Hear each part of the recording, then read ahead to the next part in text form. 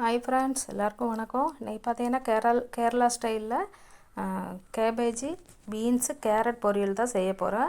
இதுக்கு பார்த்தீங்கன்னா 1/2 கிலோ அளவுக்கு கேபேஜி, ஒரு பெரிய அளவுக்குள்ள கேரட் ஒன்று, பீன்ஸ் வந்து ஒரு 7-8 பீன்ஸ், அதாவது 100 கிராம் அளவுக்கு இருக்கும் அந்த அளவுக்கு பீன்ஸு. இப்போ வந்து நம்ம சின்ன வெங்காயம், கேரட்டு, கேபேஜ் கட் பண்ணி வச்சுருக்கோம். இதுக்கு ஒரு 1/2 இன்ச்சு கணத்தில் இஞ்சி வந்து நீளமாக நம்ம கட் பண்ணி எடுத்துக்கலாம்.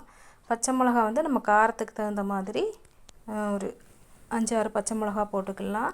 காரம் வந்து அவங்கவுங்களுக்கு எப்படி தேவையோ அதுக்கு தகுந்த மாதிரி நம்ம பச்சை மிளகா சேர்த்துக்கலாம். பீன்ஸு பாருங்கள், பீன்ஸும் இதே மாதிரி நம்ம எல்லாமே நீள வாக்கில் கட் பண்ணணும். ஒரே நைஸாக ஸ்லைஸ் பண்ணி நம்ம கட் பண்ணோன்னா வேகிற டைமும் கரெக்டாக இருக்கும், எல்லாம் ஒரே மாதிரி வெந்திருக்கும். அது மாதிரி செய்யும்போது டேஸ்ட்டும் நல்லாயிருக்கும். இதவே அப்படியே நம்ம நல்லா மிக்ஸ் பண்ணிவிட்டு உப்பு போட்டு பிரட்டி எலுமிச்சம்பழம் போட்டு வச்சோன்னா இது ஒரு சூப்பரான சேலடு. அதவே நம்ம வந்து எண்ணெயில் தாளித்து வச்சோன்னா அது ஒரு பொரியல் ஆயிரும். சூப்பராக இருக்கும், ட்ரை பண்ணி பாருங்கள். இது பார்த்திங்கன்னா சட்டி அடுப்பில் வச்சு கடுகு போட்டுட்டு பூண்டு வந்து 2-3 இடித்து போட்டுக்கலாம். பூண்டு இடித்து போடும்போது இது கேபேஜ் போட்டிருக்கனால கேஸ் ட்ரபிள் இல்லாமல் இருக்கணும் அப்படிங்கிறதுக்கு தான் நம்ம பூண்டு போடுறோம். போட்டு காயெல்லாம் போட்டு நல்லா கிளறி விட்டுக்கலாம்.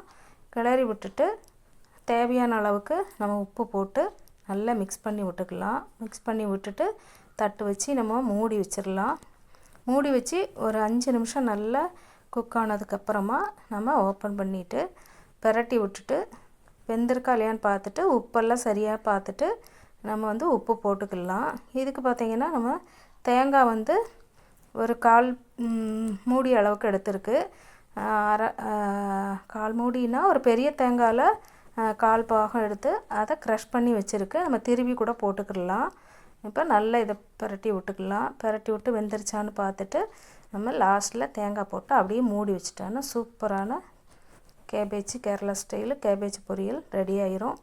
இதை மாதிரி தான் கேரளாவில் பார்த்திங்கன்னா பொதுவாகவே காய்களை வந்து பொரியல் பண்ணுறது ரொம்ப வேக வைக்க மாட்டாங்க. இந்த மாதிரி செஞ்சு பாருங்கள், உங்களுக்கும் பிடிக்கும். பிடிச்சிருந்தா நம்ம சேனலில் ஒரு சப்ஸ்கிரைப் பண்ணுங்கள். இது வரைக்கும் சப்ஸ்கிரைப் பண்ணாதவங்க சப்ஸ்கிரைப் பண்ணிடுங்க. பிடிச்சிருந்தா ஒரு லைக் போடுங்க, பிடிச்சவங்களுக்கு ஷேர் பண்ணுங்கள்.